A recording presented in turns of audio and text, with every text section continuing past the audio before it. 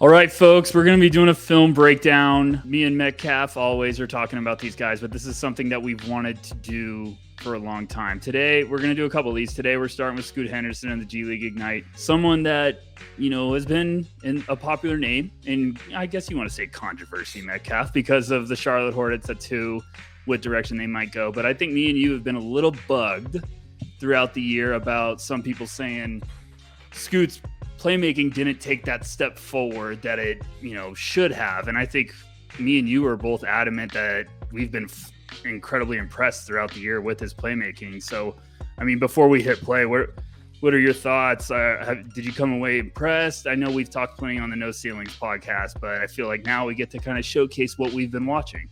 Yeah, and he's the best playmaker in this class, pretty easily. The argument that he hasn't gotten better makes absolutely zero sense to me.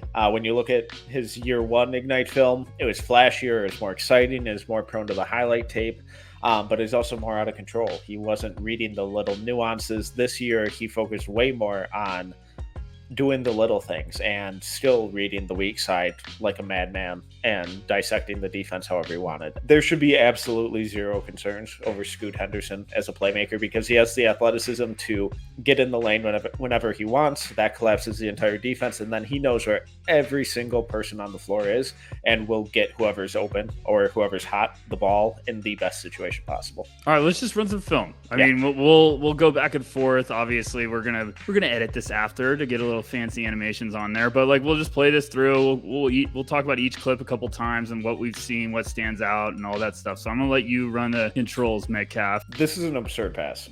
Yeah, and it's something that I think doesn't get enough spotlight, and obviously this isn't showing up in the assist column. So just out of this pick and roll, he gets the switch. Just look at how quickly he explodes to the lane here on this crossover because the defender has all his weight on his front foot and is really closed off and just giving him that massive lane to the middle of the floor.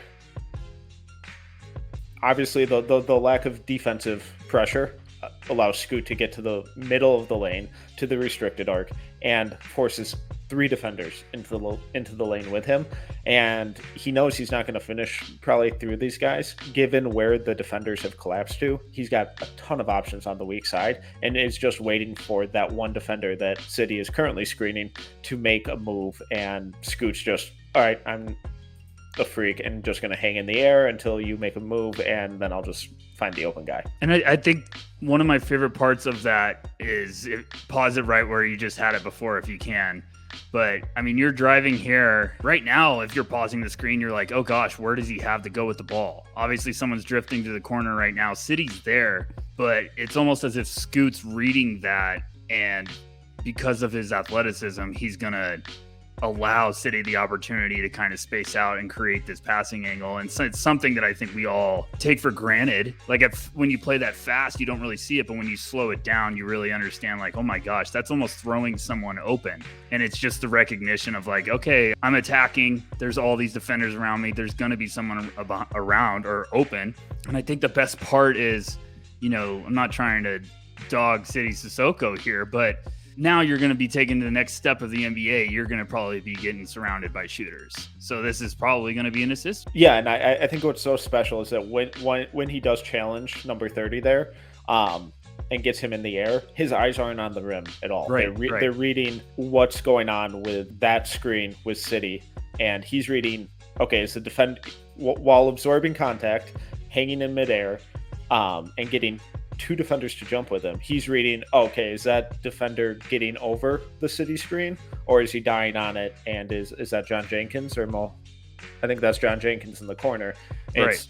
All right, is John going to be wide open for an easy corner 3, or am I going to have to pivot to my second option, which is City popping out of that screen? And he's doing all of that in the split second while absorbing contact and hanging in the air.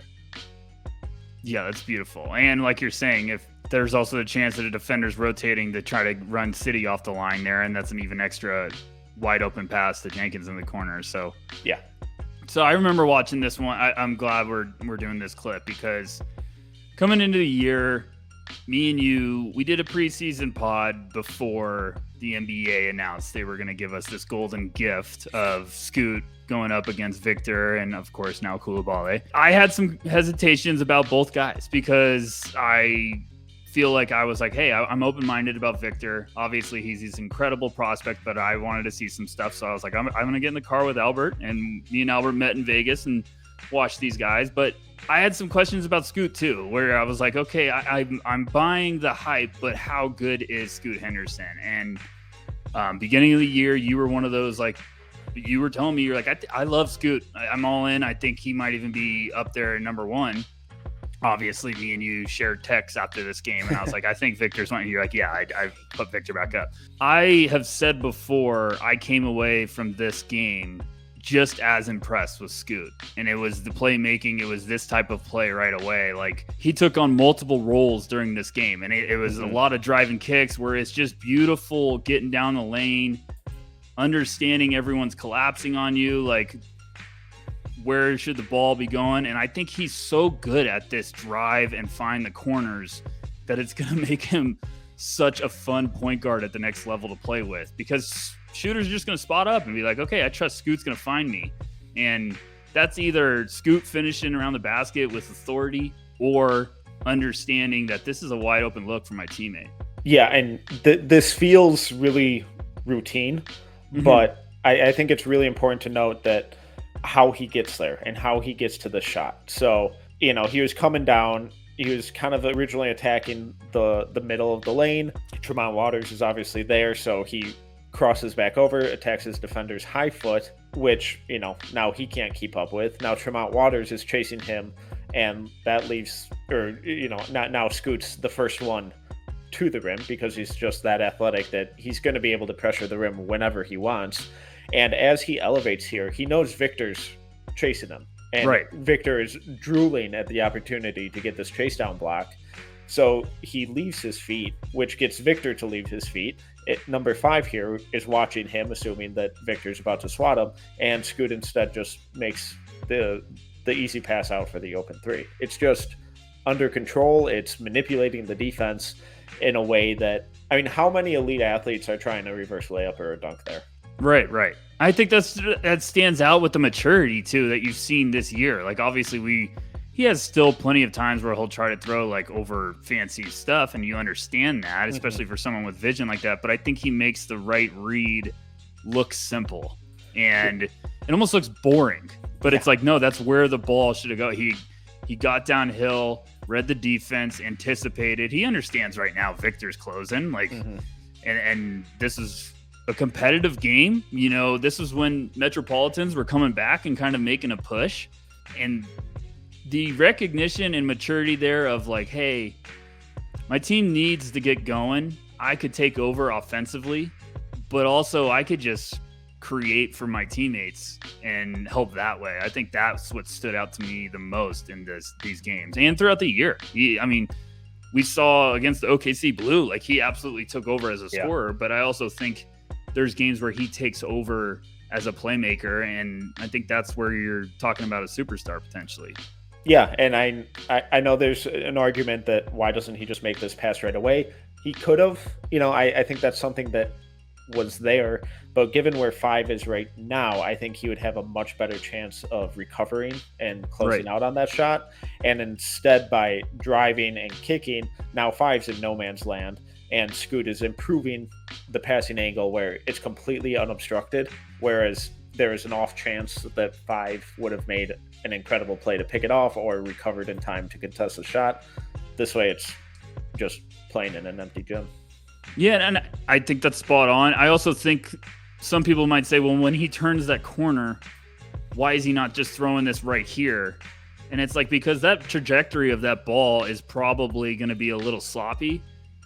This is like this is what I love with some guards, where it's like the understanding of timing and window. Like, because he gets that extra dribble and gather, it's just a straight bullet, and that's the straightest line perfectly for that dime. Yeah, and it helps him just get his momentum under control, make sure his balance is correct, and it gets 4 defenders in the paint with all eyes on him. Right. All right, Metcalf, hit me with this one. I've seen plenty of these, but these are just gorgeous stuff that I don't think is normal. This is freakish. Yeah, and this is this type of pass where 10 years ago, there were like 2 guys making this pass. And, now being able to make that weak side kick out of the pick and roll is mandatory. And Scoot makes this look so much easier than it is. So obviously comes tight off the screen, loses his guy. Now he's in a 2-on-1 situation basically, and he knows Mika's a little bit behind the play. It's a little cluttered here, so that option to the roller probably isn't there. So he's reading the low man here who's guarding City, and this dude is so far in the paint that Scoot knows he has him dead to rights. Live dribble, one-handed whip pass, just right in the shooting pocket. It doesn't. It's on a frozen rope. It's perfect. This is one of those plays, like pause it right before he throws it, but this is one of those plays, like right there. Or give me one more dribble if you can. Right there. This looks so much easier from us watching on the couch or at our desk than that angle probably suggests. Yeah. Like that's just having the great feel and awareness of like where you can throw the ball and feeling great off the dribble, because like right there, it looks like, oh, what are you talking about? He has all the space in the world. That's probably that angle. You have to have that on a dime, like right in the shooter's pocket, because one, you want to throw this with velocity so that it gets there quick enough so City has a wide open shot. Check. And if you throw that a bit loopy, that's still going to have time, even with that help defender that far in the paint. Like a loopy pass right there, you're probably still going to have a shot to recover. So like that's what I love about this. And you see this all the time with Scoot. Like he's always a threat at any moment to just throw a bullet or a dime. Like he has fantastic anticipation. So that's what I just love. Like it's a simple action at the top that just turns into a live bullet. And I hate that we just keep showing City missing threes, but I do love City Sissoko. No, it's God. And I know the criticism is going to be a little bit that City had to reach to his right for it a little. He kind of had to take that half step, but I think the ball had to be there. Otherwise, this dude's getting his hand up. I agree. Yeah, and if we're complaining about that tight, yeah, no, I know.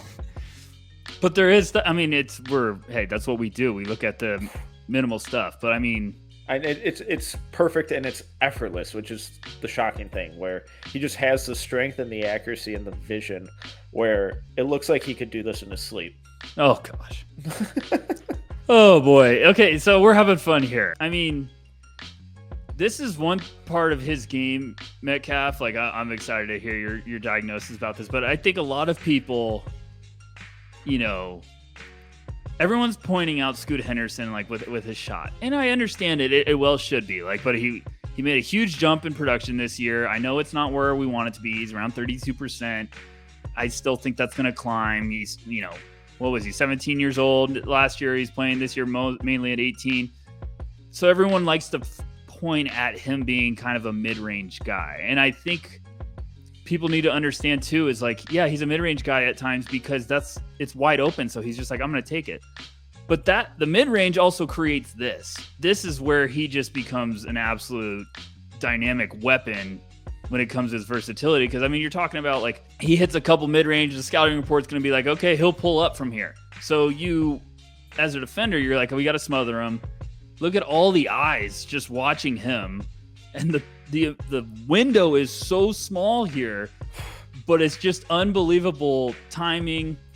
Lead your man ahead, and I just love this. What did you see? This was one of the things where I thought he made that a huge growth in. It's just these subtle little movements where he's simulating a mid-range step back here, and he even kind of rises up in his shoulders a little bit. I'm assuming eyes went up a little to the rim because these guys are enamored and fully consumed with whatever Scoot is doing right now. Yeah, he throws this a little hot, but to get it through that window, he has to. And I mean, I think that's Sane on the roll. I mean, he has his hand up. He should be catching that. And that should be an easy 2 points. It's just little head fakes, little subtle body movements that he picked up this year that just created the smallest playmaking windows that he constantly capitalized on. And I think this ability to really navigate and create for guys inside was a huge improvement for him this year. I just love him. I absolutely love him. And I think this is the stuff too. We've shown 3 straight absolute gorgeous passes.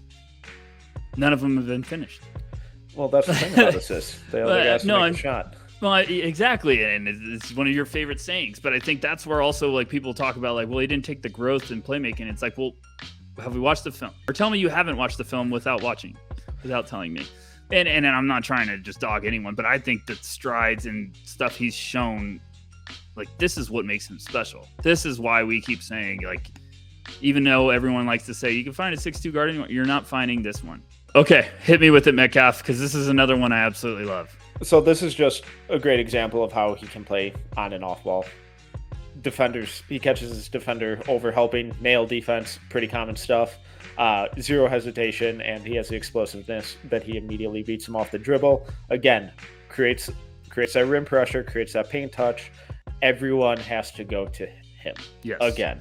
And he knows Victor's there. He knows Victor wants to challenge him. He probably wants to challenge Victor, but he also knows Eric Mika is left wide open, right on the block, and just gets Victor in the air, shovels it to his man for the easy dunk. And there's not a lot of spacing on that initial attack, which just shows you the explosiveness and the frame. Like downhill right away. Just secures it through the dig. Yes. Little head fake to get Victor just rising up a little bit. Shovel pass. I'm so glad you pointed out the head fake, because that's when I talk about always like I fall in love with attention to details. Like that's the stuff. Like if that pass, the dump off pass is too early, Victor has a shot at blocking on Mika. But the timing and the anticipation and the craft to wait until the last second, like that makes it an easy bucket for Mika, because the moment he recognizes Victor's biting, then the pass happens. Like, oh, perfect. Yeah, it's not just that he found the open guy, it's that he made the shot even easier for the open guy, because you can't recover. When you're not on the ground, you can't move. And Victor's a nasty, lethal shot blocker. And Scoot knows just, hey, if I get you leaning, if I get you on your toes, you're not getting back in time. All right, Rucker, what do you like on this one? I mean, a lot. Another tight window, but it's just in feel. Like, what I love about Scoot so much is with a lot of point guards or floor generals in his same position when it comes to like age, all the keys to the castle. It was his second year with the Ignite. He could have been a guy that just said, I'm going to go try to get 30 a game every night. I think he shows the understanding, and it's something that Pooh Jeter's kind of talked about when he talks about Scoot, is like, he's mature beyond his years. He acts like a seasoned veteran in the NBA. He understands, Pooh once said, like, be a guy that you're going to get your teammates paid, which I think like some people might take that as a negative quote. That is a very serious quote for a point guard, a potential franchise altering, piece to build around.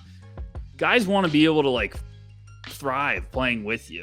And I think this is something like that where Scoot coming off this, and what I'm getting at is like Scoot coming off this could shoot this floater. Absolutely.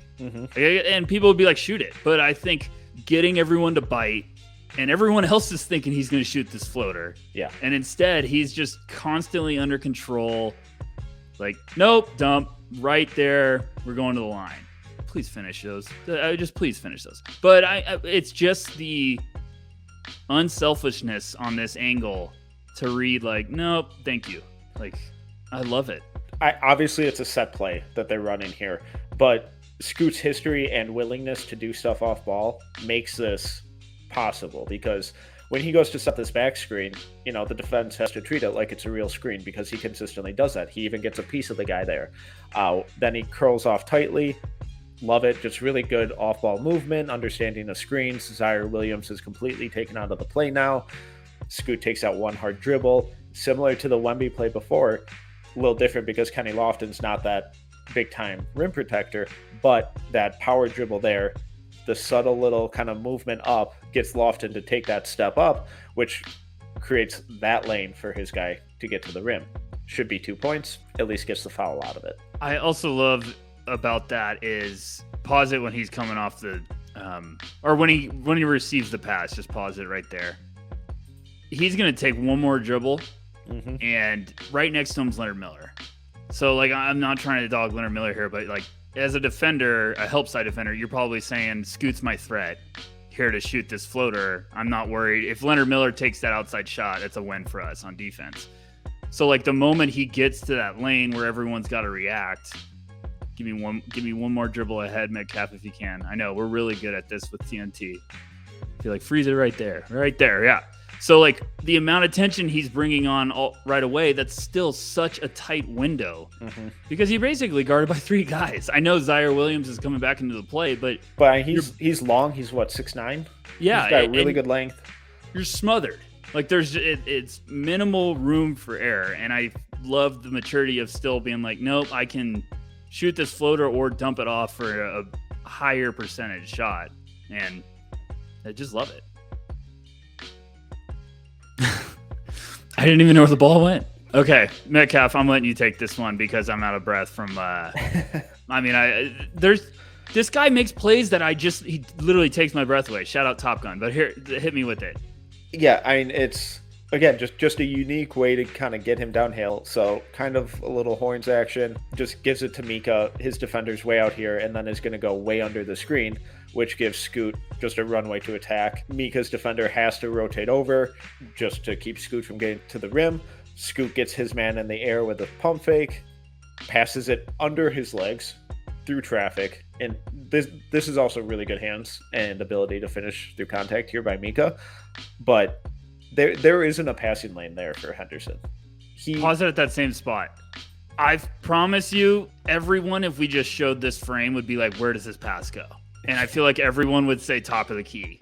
Like, it just doesn't even look like it. And that's just stuff like, that is feel. That is anticipation. That is vision. Like, the fact that he completed this, it is a lot of trust to throwing to your big man with hands. Like, you have to be able to trust him. And I think Mika was one of those guys where he was just, like, consistently underrated this year. I thought he was, like, did his role. Yeah. So I just love this. It's just unbelievable. Yeah, and this over-the-top pass could be simulating to the corner, could be to here, and it just freezes that 25, just that half second that allows Mika to catch it. It's just an absurd ability to create passing lanes where there shouldn't be any. All right, Rucker. So, again, Scoot off ball, probes, takes that little hop step, pulls Victor a little bit towards him, creates just a foot more of the lane for Mika. Need these guys to start making some shots. Yeah, Mika knows it too. But it's just react. Like, reading Victor's foot, reading positioning, understanding where, like, a defender is, the momentum. Like, most people would say, like, oh, Victor's in a good spot there. But it's that up foot, like, even that bite right there. Perfect pause. I'm really proud of you. We're starting to get better here. That bite right there by Victor tells Scoot everything he needs to know. And once again, he's literally guarded by 3 people. I mean, the help guy's all the way down. Waters is trailing. Waters is one of those scrappy defenders, even going back to his days at LSU. Victor, obviously, is Victor. And you have to read this quick, and there's not a lot of room. And Scoot just makes this look so easy. And it's like a chess player being a move ahead, like, okay, yep. Like, right there. That's a pass on a dime that Victor has no shot to replace. Now, obviously, Mika tries to finish this with a reverse, but because of how much length Victor has to recover, like, that's just a beautiful pass. Yeah, and just watch where Scoot's feet are when he comes off the screen. So he comes off, gets downhill, so he's going straight at Victor from, just left, kind of left side of the arc. And by the time he passes it, his foot is to the right of the nail. That move takes Victor out of his stance just a little bit, makes him come up. Let's see. You can see him kind of come up there. Yep. And he's trying to backpedal to take away that driving lane because that's where he thinks Scoot is going. It just creates a second for Mika to get a little bit more free space. And it's smart by Mika that he tried to finish reverse because there is still a chance that it's getting swatted. That's getting swatted with the help and everything. I like this one, especially Metcalf, because we get a high pick and roll or pick and roll on the wing with Leonard. But I think if you slow this down, it tells a lot. So Leonard's right there. He's going to set this. And me and you have even debated, like, hey, should Leonard have tried to almost slip this, go straight ahead, and maybe this is a dime and a tomahawk, we're throwing it on SportsCenter top 10. But I think Scoot anticipates this and reads that Leonard kind of flashes out. And the ball fake and sell point right there, just the little things. Again, I'm a sucker for those. Like, just the slightest ball fake, like he's going to move that up top to City, keeps that look open for Leonard Miller, creates a little bit more of spacing.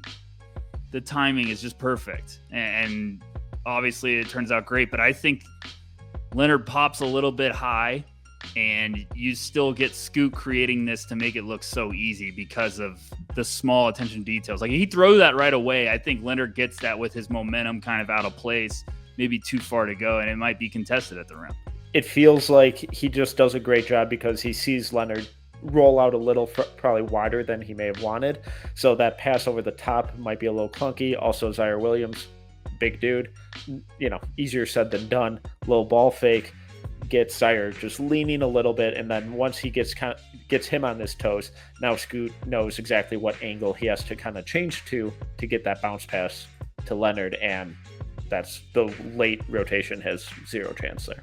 And I think you try to throw a whip top over the head pass right here. Zaire's getting his hands on it. Yeah. So by throwing that pump fake, you're setting up plenty of room for you to get that angle. It's just reading and reacting. And I think that's what it is. You get Zaire bites on that first pass fake to City, and then that creates the following pass. It's fun stuff with him, where it's just like it is really, it might not look flashy, but it's the right play. And like a flashy pass right there might have been just like, oh, let me throw this whip pass right over the top to Leonard, but there's also a chance that it gets deflected and it's going the other way. Yeah, and it's just a really cool example of his understanding of how manipulative subtle movements can be, and his understanding of angles and how to use those, and how to fully maximize them, if not create them out of nothing.